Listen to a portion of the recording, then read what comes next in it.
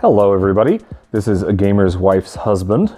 And this is a gamer's wife, behind the camera. And we are doing a review of Studio Series number 8, Blackout, from the Transformers movie line. This is a new figure, he just came out. He is a leader class. Previously to this, there were technically two Voyager class figures of Blackout from the movie. That one was a repaint of the other. And there was a Legends class, a little tiny guy, back in 2007 as well. But this is the first really big, awesome version we're getting of this character. Blackout turns into a Sikorsky Pave-Low helicopter. This is one of the first good representations of that. He is looking pretty good. The previous Voyagers were the right kind of helicopter, but they weren't very accurate. This one's a lot more accurate, looks pretty good. One little interesting note about Blackout, when he appeared on the movie, he was supposed to be Vortex, the helicopter from the Combaticons that turned into a different Sikorsky helicopter. Apparently there was a rights issue with using the name Vortex, and so they kind of went back to the catalog. They found that they had Blackout as another helicopter, and they changed the name. So that was this character. It was kind of his way of getting pushed into the spotlight, because he had never really been a big character before that. So the movie gave him his chance to shine, and he was probably one of the better things about that first movie in terms of just a big, imposing Decepticon. He looks pretty great. He's nasty. He used his rotors to chop other Transformers up, which was kind of cool. So why did you decide to buy this Transformer? I thought you didn't like the movie Transformers. Or at least the look. For the most part. I've always found that the Decepticons from the movies, I think, look a lot better. The Autobots were kind of boring. They turned into really neat cars, and then they turned into big messes of robots. You couldn't even tell what was what. All their color went away. That's something they improved in later movies. It seems like they've kept the Autobots, as a big bright color or whatever. They didn't turn into just a big mess. I kind of got him because he was one of the big, imposing looking, cool Decepticons in that movie. And he had the really unique kind of back where he had the big blades coming out almost like wings. And he just looked really cool. It's probably the same reason that I bought the Starscream out of the same line. I guess I like Decepticon air vehicles. They look good. But, so you don't have any specific childhood nostalgia for him? Or? No, I don't.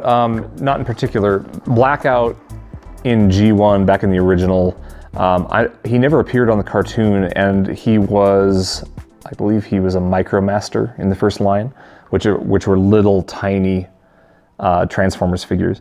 And then even in the next couple series, they made him again, and he was still a Minicon, so he was just a little tiny guy. This is kind of the first, large and in charge version of him they've done.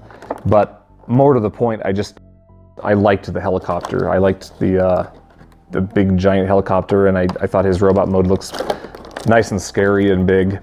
So I wanted to check him out when he came out.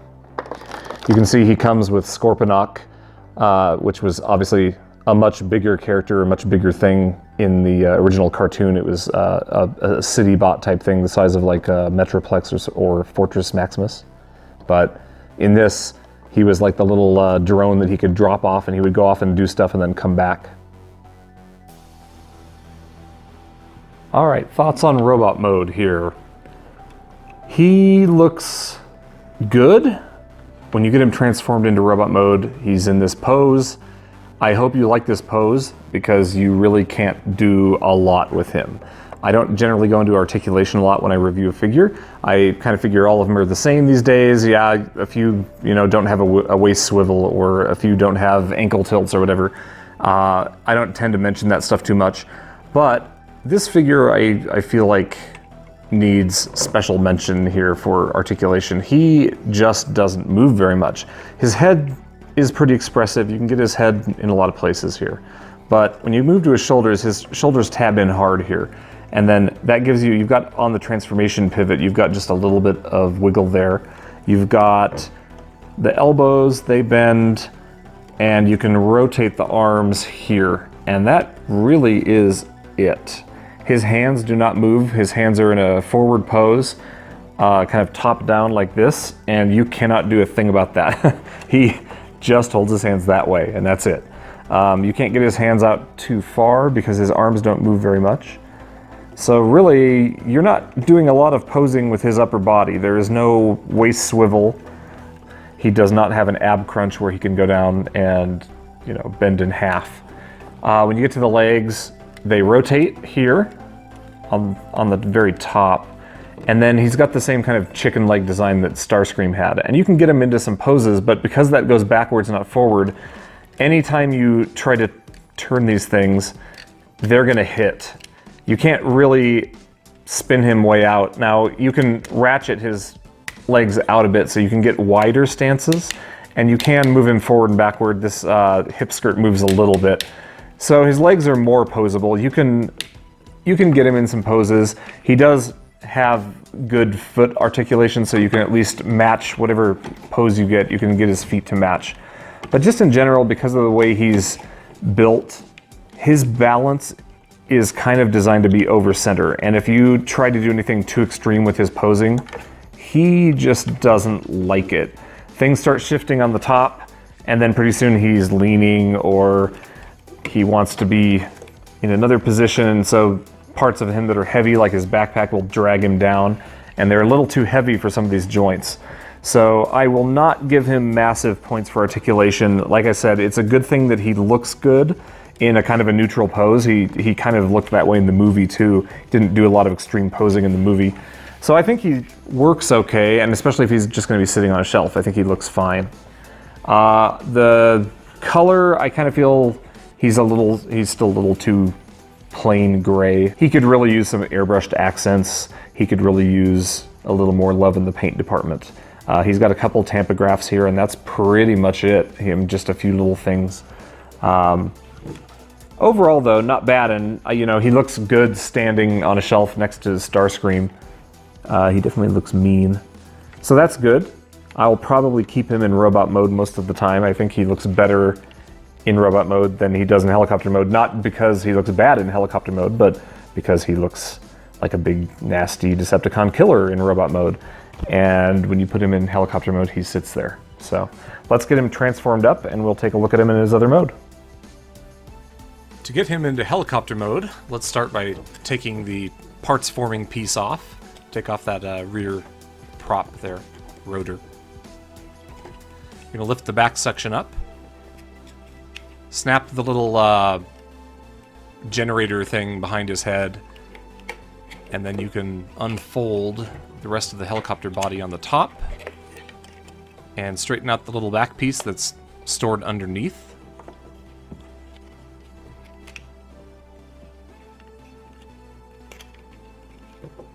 Lift up the small hinged part on his hip skirt there.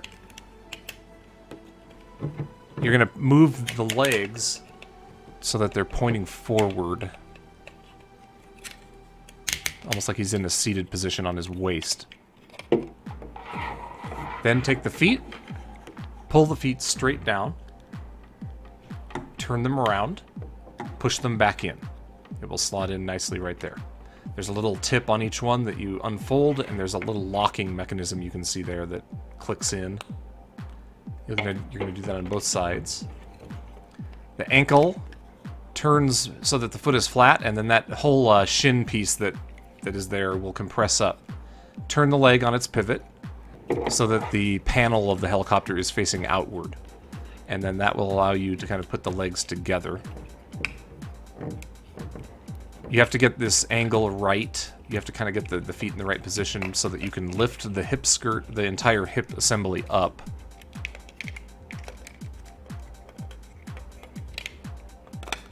Now take the top rotor section, pull it down, put it back behind his head. This part is important. You need to get this just right, have everything locked in very firmly. If you don't, you'll have a lot of problem later, and I'll demonstrate that later in the transformation. But to get that right, you have to kind of get this section perfect. This will allow now everything's lined up so that you can tab all of these side skirts back into the top and start forming the body of the copter. Take the shoulder pieces, the little rotor or the little generator things, and move them back on their hinges. And then you have to disconnect this section where the shoulders tab into the side of the helicopter. This is very hard. I have never had to use a spudger on an official Hasbro release before, but that top tab on each side really grabs the plastic. I've heard reports of people getting bends from that and plastic stress, so be very careful with those. Now the front of the helicopter can fold straight up. There's a little flap you unfold first. That locks in. The Decepticon logo on it. That moves the head down. You can close that section up. Now these pieces rotate into position and then rotate once they get there. They kind of form a little shell on top. And you're going to see on this video that I had a lot of trouble keeping these things tabbed in, all of these little pieces. These rotate back around and join them. But if you don't have that little generator bit behind his head just right, if you don't have it all the way up in position, you'll have a lot of trouble getting those tabbed and locked in together.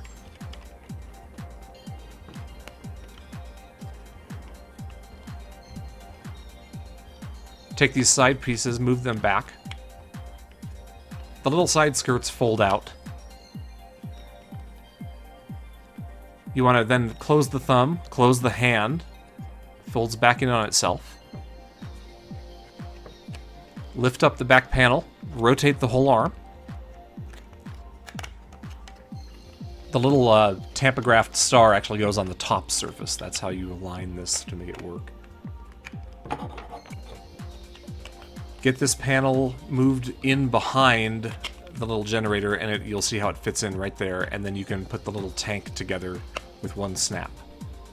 That allows you to push all of these things together, and it's just a job of tabbing everything in and working it all out. Now you can spread the rotors.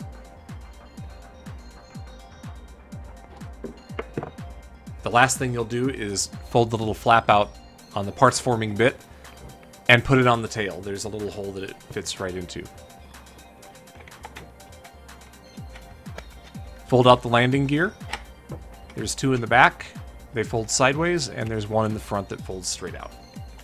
And there you have him in helicopter mode. Looks pretty good. He's a little tabby on the top, and like I said, you have to get everything perfect on that top assembly, which I didn't on this transform. Okay, thoughts on helicopter mode. It looks good. It's well over 1 foot long, good size. He's a little hollow on the bottom. You can see that there's a lot of junk in there, but generally speaking, you're not going to see that, so I don't mind it too much. If I have any complaints about it, I'd say number one, it's pretty tough to get everything tabbed in. You have to hold everything together really well, and everything kind of has to be in just the right place. There are definitely some gaps here. No matter what I do, I'm trying to put some of this together, and there are little pieces that don't quite line up. I'm sure I could probably go back and manipulate it. I'll take Scorponok out there. Scorponok tends to fall out a lot. I don't know if that's just my copy or if that's a problem with the mold, but he'll stay, but if you move the helicopter much at all, he'll kind of pop out. These side things that become the arms were definitely kind of a pain to do too.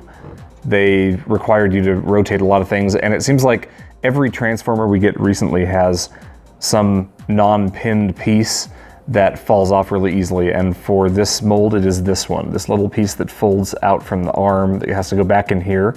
It's almost impossible to get it in there in the first place without like disconnecting this hinge and having it fall off. So one of them I was able to get in normally, the other I had to actually, it popped off and I had to kind of put it in place and then pop it back in. These parts up here, I've got them kind of together right now, but these tend to come untabbed a lot, these two little sections. They have a lot of gaps. I might be nitpicking a little bit. A lot of these newer transformers are very tabby. They're very kind of, you know, they're built out of a lot of shells that have to snap together just right. And so you have kind of the typical problems on this mold that you've had on some other ones in the past, where, for example, you have to rotate the legs. And when you rotate the legs, you have to get them perfect, because if you get them even a few degrees off, then none of this stuff in the back here lines up when you put the legs back, and then that's, I think, why I'm getting some of this detachment here. Other than that, finish, it's gray.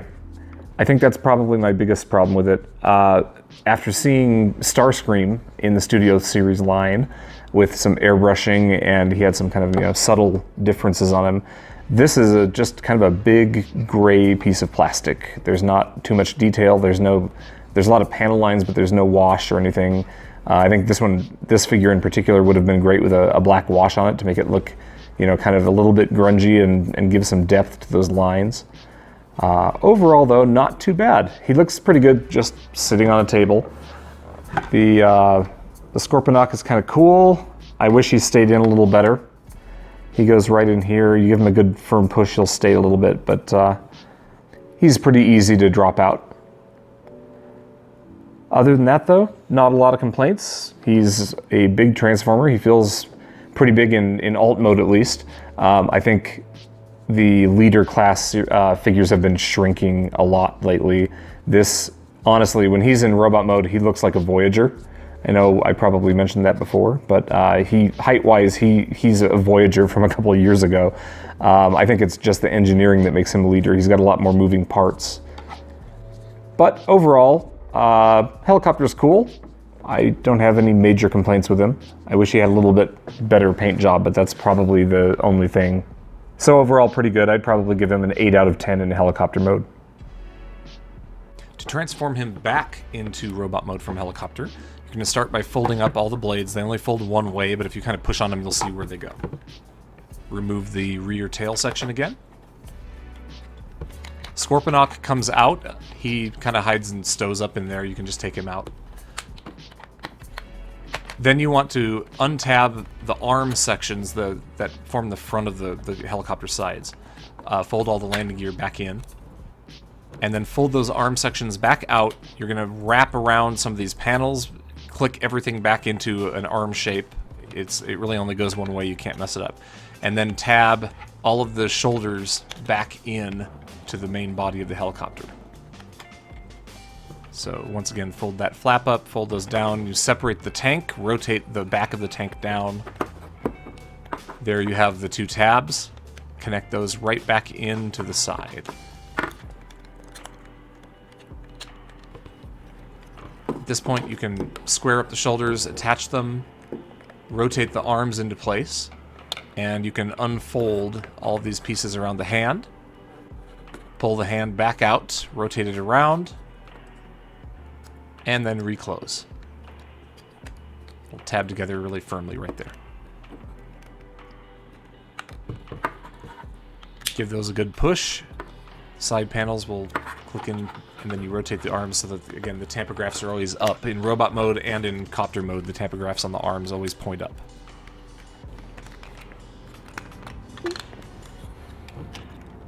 Separate the legs and detach them from the top shell.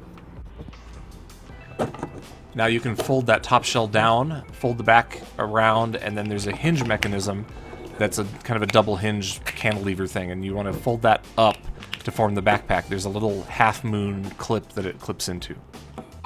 Fold the landing gear back up, rotate the radar dome back into place. You leave the little flap open, that becomes his crotch flap. Take the top shoulders, separate them out, and move them forward. They click back in. This allows you to basically do the ab crunch and unhinge the waist. You move that forward.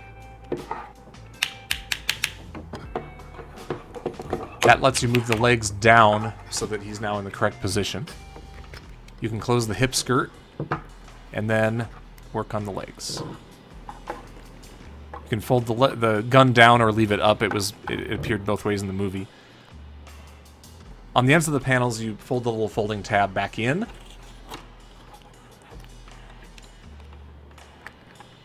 Pull those flaps straight up, and then push them back down. Those, again, make the bottoms of his feet.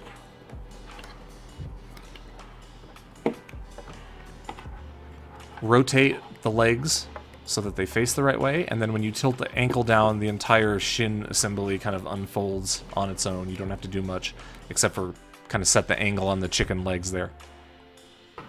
Once the shoulders are in place, you want to take these pieces on top, and they're kind of weird. They hinge two ways, so you've got to hinge them up to get them out and spin them, and then you spin them back into place when they come down.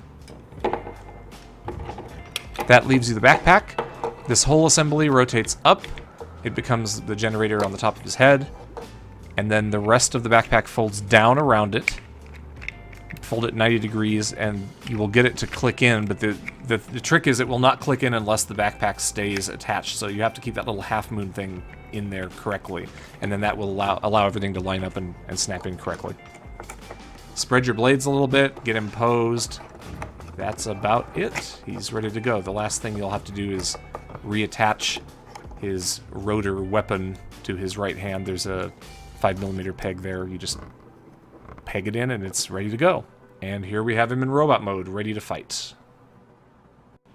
Final thoughts on this guy. He is cool.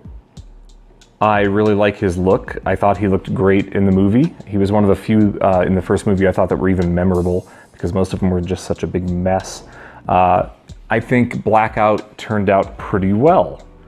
He is definitely more suited for putting on a shelf and looking at than he is for playing around with. I kind of get the impression he may be one of those figures that after you transform him 5 or 6 times, some of the joints start to get really loose, and he's hard to even, you know, tab together and keep together at that point. He feels like he's just got a lot of friction joints that are gonna kind of wear down a little bit. He looks great in both modes. I have no complaints with his look. He's a little underposable. The fact that you can't even raise his arms is kind of a big deal. He can't put his arms above his head. He is completely locked in at the shoulders. I don't like the fact that his hand doesn't even rotate. You can't even swivel his wrist. He has to do, kind of like the other Starscream that I reviewed, he has to do the creepy pose all the time of having the hands out, the boo. He looks like a Scooby-Doo enemy. So it's a good thing he's posed well, kind of in a default pose. You can kind of leave the gun up if you want. At one point in the movie, he pops out a gun from his chest, and I think this is as close as they could get instead of putting one in the middle. But that could be movie accurate if you want to put that up there. Yeah, overall, a good figure. I think both of the leaders actually look pretty good in this line. I think they're a lot better than some of the deluxes. They should be at the price point. Yeah, not much else to say. He's a very good, solid figure. I think he will look good standing next to your other Studio Series. He's definitely bigger. I still have the complaint that this thing is the height of a Voyager when he is in robot mode. He is not much bigger. If it wasn't for this little engine thing that pops up above his head, he would be a Voyager. But when you transform him into helicopter mode, he really does become very large. I think that's where the leader part comes in. The helicopter is huge. So I think a lot of him just kind of folds up, and when he's in a robot mode, he's very compact. But yeah, overall, I do think he's a great figure. I think he displays well. He has that good messy look that some of the best figures have from the movies. So what do you think of him compared to your other Studio Series figures? So far, I think the Studio Series is pretty good. The prices aren't completely outrageous. They're definitely a lot more movie accurate than they were before. The ones we got during the run of the movies, some of them were really great, and there were some standouts, and then the rest just weren't very good. He is mean looking. He's got accurate colors to the movie. I think he's pretty good. He's got a skull crotch, this little piece that folds down. What are you totally talking looks about? like a happy skull on his crotch. You can't really unsee that once you've seen it, so there you go. Thanks, I appreciate that. Yeah, you're welcome. And he's not going to be doing any yoga poses like Starscream. No, he is not. He's darn lucky to just be able to stand up, and it's a good thing that he has so much natural kind of S-curve in his form, because if he didn't, he would look really rigid and there would not be much you could do about it. Oh, poor guy. He was such a BA figure, well, BA character in the movies. He needs to go to like a Cybertronian chiropractor and have some work done. I think he's a little stiff. He probably just needs a good break from the fighting and he needs to go hit a spa day or something. But yeah, overall, he's a cool figure. I like him. I don't regret the purchase at all. I think he's going to look really great next to Starscream and Megatron, so no complaints there. Just be aware of what you're getting. You are not getting the most posable figure in the world. You're getting, for all intents and purposes, a very nice statue to put on your shelf if you're going to put him in robot mode. So if you're okay with that, then I would definitely recommend the figure. He is good. Just be aware of the shortcomings he has. This is a gamer's wife's husband.